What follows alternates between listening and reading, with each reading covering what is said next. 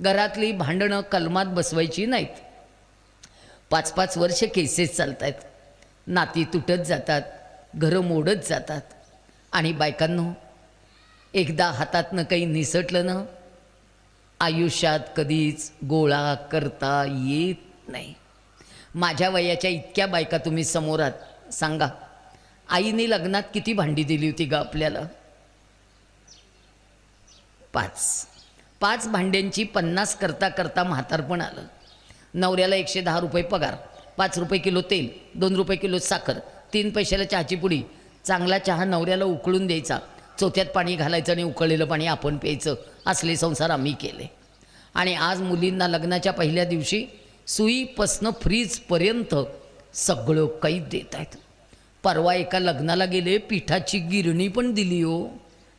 सगळं तिचंच आहे. अगं तिचं असू दे, पण देऊ नको. आई तर दिलेल्याची किंमत राहत नाही. रक्ताचा घाम करून जो संसार उभा राहतो त्याची ऐट वेगळी असते, त्याचा डौल वेगळा असतो.